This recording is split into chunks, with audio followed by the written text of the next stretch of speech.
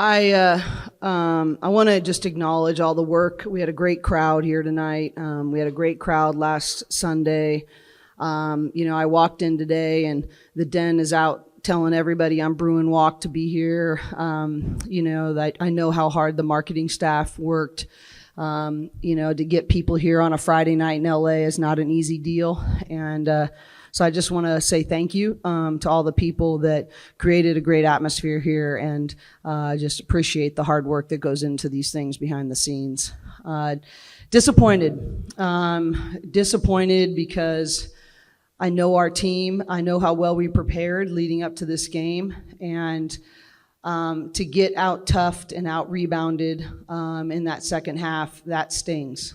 And we always talk about in this conference, in order to do something, you have to really be the tougher, more together team night in and night out.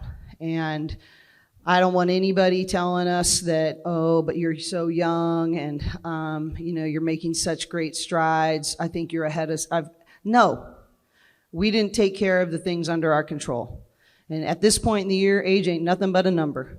And we have to take responsibility, and obviously I'm the head coach, I'm ultimately responsible, and I got to figure out a way to get us to execute in the second half on the things that are under our control. And the buck stops with me, but this is gonna sting because we had chances. And we had plenty of opportunities, and we had too many mental errors, loose ball rebounds, box outs missed, focus on what we were trying to accomplish as a team. You're not going to beat a great team like Stanford when you don't bring the A game on the things under your control for 40 minutes. So, sometimes you always talk about that you have to deal with the pain of discipline or the pain of regret. And unfortunately, in that second half, I'm ultimately responsible, and our team has to deal with the pain of regret because we didn't take care of the things under our control.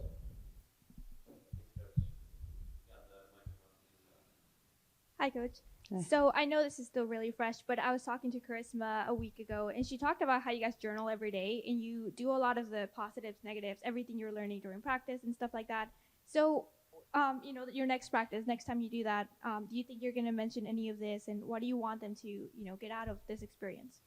Well, I hope we will, because otherwise it didn't hurt that much. And I really believe in this group that they want to win. I really have enjoyed coaching this group of young women, and they are. I don't have any doubt. I was just talking to Emily and Gina in the hallway before we came in here, and I said, what needs to happen? And Emily very quickly said, we all need to hold the mirror up, and we got to take responsibility for our actions. That's only part one, though. You can journal, tell whatever, but if it doesn't help you change behavior, it doesn't do us any good. And we have got to learn. Every experience has to teach us. And so we enter the mind gym, is what we call it, every single week. And I do think that we wouldn't be in the position we're in right now if we were not growing mentally the way that we are. And that's what Charisma is referring to. We wouldn't have beaten USC if we didn't have that discipline. But obviously we had some lapses. And so the bottom line is you got to go back to the drawing board. You got to come into the mind gym tomorrow going, what did this experience teach me? And I got to take responsibility for when I let my team down, me too. And we got to change our behavior, learn from it, and be better on Sunday. That's the only acceptable response.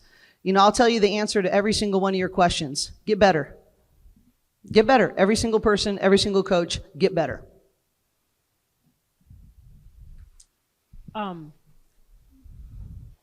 It was a very intense game, and then Stanford went on the 11-0 run, and there was speculation that maybe you guys run out of gas or whatever. What happened there as far as the momentum, or what changed the flow of the game the way it did? We didn't run out of gas. They were tougher. They were more mentally focused, whether it be a free throw lane violation, 2 in a row. Then that kills your momentum, or 3 straight offensive rebounds makes us play defense for 75, 80 seconds. We didn't run out of gas. I got a lot of players to play. If we don't run out of gas, that's our fault. That's not true. They were tougher. Period. both of you guys are experienced veteran players. What are we taking from this game to take into the next? What are we taking the next steps on learning out of this game? Yeah, I think Coach mentioned it already.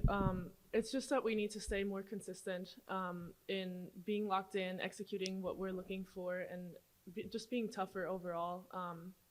We were tied at halftime and we came out. They went on a run and we never stopped them. And I think we need to grow in that, and that's every practice, whether we have a dip in practice, to get out of that, to reset, to set our minds right and attack the next right thing. I think we need to grow in that. Yeah, like what Em said, just putting into their run quicker, but especially in the second half coming out. Like, we were prepared. Coach Tony did a great job on the scout. Like, we knew everything that Stanford was going to do. Obviously, they're a great team. And like Coach Cori said, we can't have those mental lapses. We have to take away their A and B, but do it for 40 minutes. We can't let them go on a huge run and then never put a stop to it. I'll tell you the stat that it came down to really is that we were down 2 on the boards at halftime, and we ended up down 19. We had 4 kills, which is 3 stops in a row in the first half. We had 1 in the second half. Enough said. Cori, you talked about them being physical and everything for the players too. How deflating is it when you go in and Cameron Brink has the fourth quarter that she did when you just try to go inside and she's kind of blocking shots at will? Well, we have to learn, and it goes back to the ball movement situation. You know, when you do it right off there, she's just sitting there. You know, if you don't change her angle, you don't move the basketball from side to side. That's what all we talked about at halftime was moving the ball off the pass, changing the screening angles so that she wasn't just sitting there ready to block shots. That's what she does best, right? She's, I think, the leading shot blocker in the country. And, you know, I think that you have to be tactical. You know, in these kind of games, the margins are just so small. And, you know, we have to be so purposeful in everything we're doing. And, you know, so if you don't change her angles, if you don't move her from side to side, if you don't make other people have to close out longer than they want to, that's what you're going to get. And that we weren't aware of our mismatches, and it didn't attack at the right time. So, you know, the good news is I think this group has very teachable hearts. And so I do believe they're going to come in and they're going to be ready to learn and grow. What I'm going to challenge them with is a little bit more grit in there, like a little more pride that no, that doesn't happen to me 2 times in a row. This mistake isn't gonna, you know, there's just more pride. Like, I just want someone to grab somebody's jersey and be like, be counted on. We need you right now. And I just want there to be a little bit more player accountability for doing those toughness things that we know how to do. And that's what I'm looking for us to do. And I think that if not, that's what great teams do. They go to their strengths. You know, that's what they did in the beginning of the third quarter too. They went right into Haley Jones, right into Cameron Brink, right-hand drives. That's what they want to do. They want to work that right elbow. We knew that. They went to their strengths. We didn't stop them. And that's what we got to learn to do. And I think that's what great teams grow into. And, you know, my real hope, though, is that we're going to see this. It's going to teach our hearts. And then when we get a chance to go up there again, we'll be a different and better team. But credit to them how they played to their identity. Just for the players, is it good that you only have 36 hours before going on the court again after a game like this? Yeah, I think just in general, like, we're always excited to play a game, but especially, like, you know, like this one stings, like Coach Cori said, and we have a lot to learn tomorrow and in film with one-day prep. But, yeah, we're definitely going to get ourselves prepared mentally in the mind gym, like Coach Cori also said, for Cal, because they're a great team as well.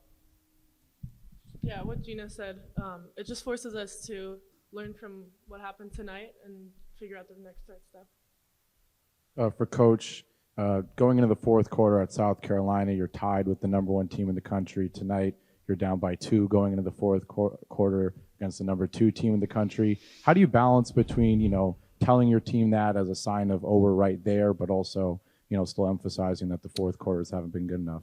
Yeah, I just think that I don't think they want me to give them moral victories. I mean, I think that we came here to win, and we came here to play our best. And it'd be different, Gavin, if I thought that we just left it all out there with the things under our control, and that would be easier for me. But I just think they didn't. That's like lowering the bar. They didn't come here to play great with Stanford for 3 quarters. Nobody here That's not anyone's commitment. We talk about everyday championship level habits, championship level commitments, uncommon choices, being willing to do the things other people aren't willing to do.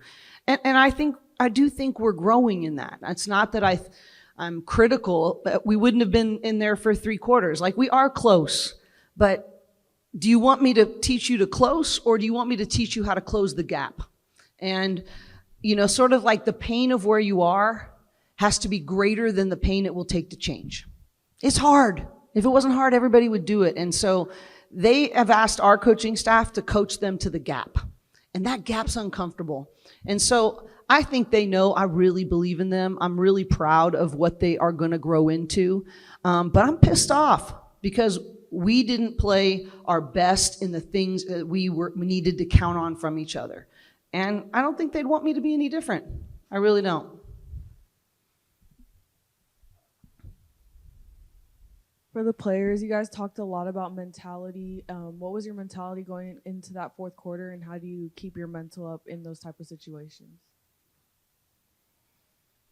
I mean, our mentality is always, we say, it starts with defense, to come out and get a stop, especially in the fourth quarter and a critical, the game's coming to an end, to get stops and then talk about everything that's going on the court, and then also push and transition. Those were our 2 main things throughout the whole entire game, but also, and then get rebounds. That's something else we talked about. Yeah, Gina basically said it all. But then we went out and it didn't happen. And I think in those moments we're trying not to make it happen again. But we couldn't get that stop to stop their run. For either of the players, one of the things that Stanford did in the second half is they played a lot more with just 1 big instead of the 2 like they did for most of the first half. I'm curious, what challenges did that present for you guys? Yeah, I think our forwards, and me including, we were really forced to guard and slide with our feet because their forwards, credit to them, they're really good. They can shoot, they can drive. They're all very versatile. And I think with only having 1 big, that means another guardish player is at the 4, which forces our forwards to sit down and guard more. I think the other part of that's awareness, right, is that offensively we could have used that to our advantage, right? And that's where we need to grow. It's like, okay, they made that adjustment. What do we need them to do? How many times did they drive left with that guard? No, they didn't. Not 1 time, So okay, how do we make up for that with smarts, angles, those kinds of things? And then on the offensive end, okay, what does this mean for us? How can we create the mismatches that we want? And that's where we need to just mature and grow in our ability to go, okay, you have that strength, but that means we have this strength. And we haven't quite, in the motion of it, been solution finders quick enough.